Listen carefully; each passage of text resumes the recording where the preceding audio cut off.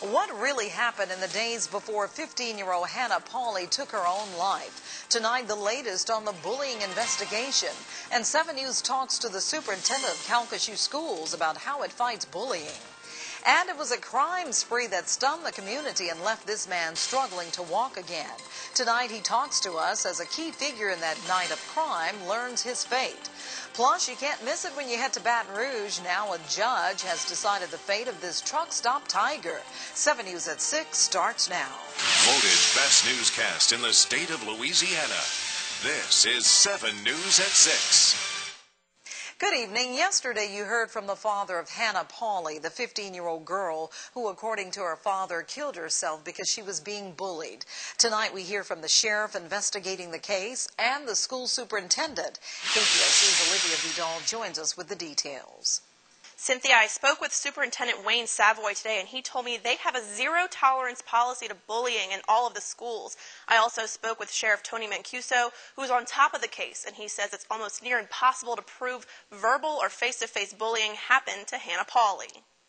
A tragic story of a young girl who shot herself, ending her life from what her father says was because of bullying. Would come home a lot and say that people would call her and say things and have text messages, whether it was back and forth, but, just some nasty words. I mean, it was constant, and she endured a lot. Hannah's father, Len Pauley, believes she was being bullied. A girl who had everything going for her, his daughter, gone. She's at peace. These kids can't hurt her any longer. But the case of Hannah's death is still under investigation. Sheriff Tony Mancuso says they've looked into every allegation for signs of bullying. We've interviewed everyone whose name has come up in order to check the rumors out that we're hearing, and there's just nothing that we can put down other than rumors that corroborates that she was being bullied.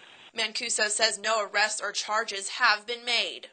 We don't feel like there's any evidence at this time that anybody should be arrested or charged with any type of crime in her death. But even if bullying wasn't the root cause in Hannah's death, it's a subject that should not be taken lightly.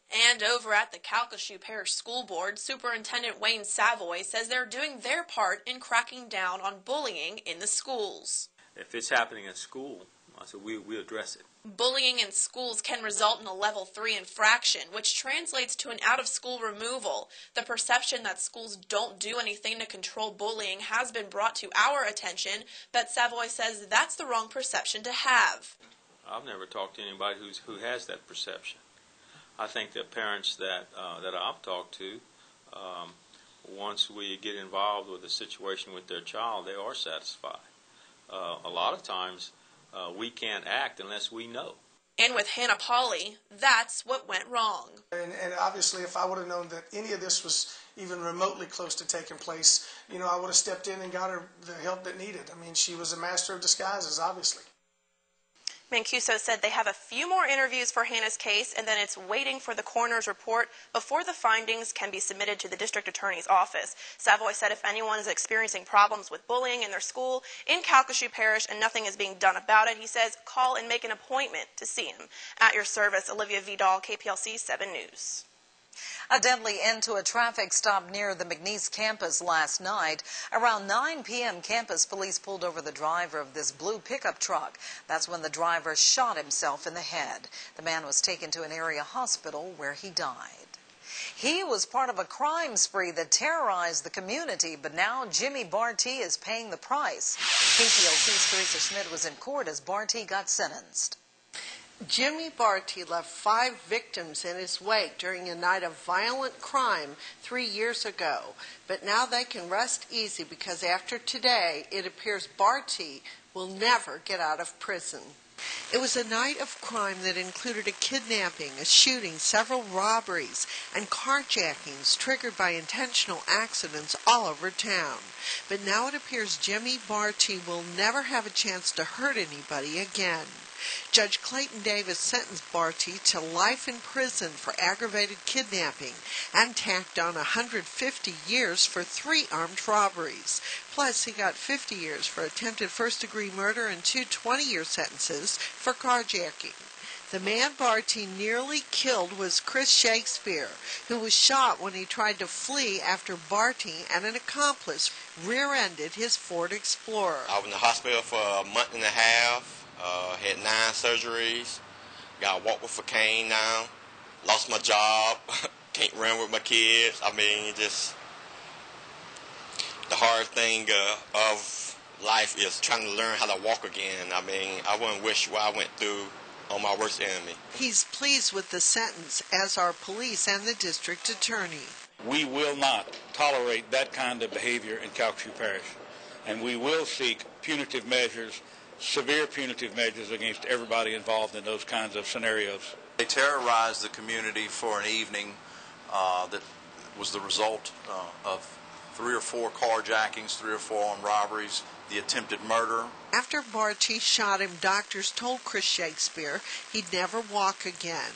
He was in a wheelchair back at this 2008 fundraiser, but the former kitchen manager is walking and keeping hold of his dream.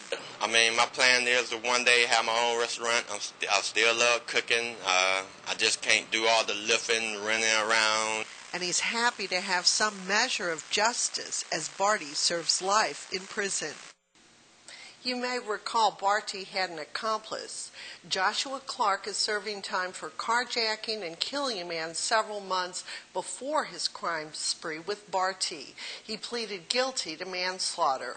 In all, Clark is serving 30 years. At your service, Teresa Schmidt, KPLC 7 News. Judgment Day for an I-10 icon. The tiger caged at that truck stop you pass in Gross Ted on the way to Baton Rouge has to go. That's the ruling handed down by a district judge this afternoon. The judge sided with an animal rights group and revoked the permit for the tiger and said state officials can't issue another permit in the future. The truck stop owner is not sure if he will appeal.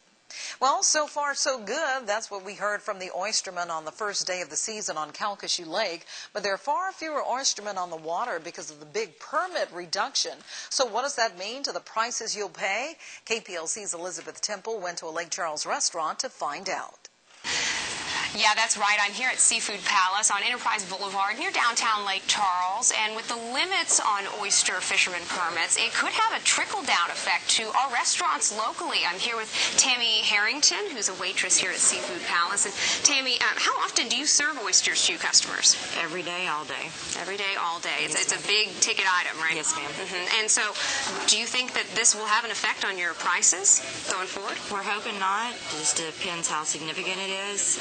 A price increase, if we're going to have to change our prices or not. We're hoping not. Yeah.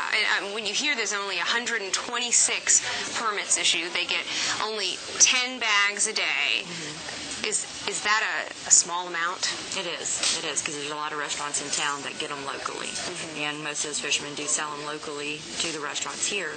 So we're kind of worried about it, but not... We're hoping that it's going to be okay. Are you worried that it might affect your business if you have to raise prices? Of course. Everybody's looking for an inexpensive meal, to be able to go out with their family, and that's what we've been, so we're hoping not to raise prices. All right. Thank you so much, Tammy Harrington from Seafood Palace. We'll send it back to you guys in the studio. Well, coming up next, Governor Jindal was in Lake Charles today, but like most folks in Louisiana, he had Alabama on his mind. That story at 7 News at 6 continues.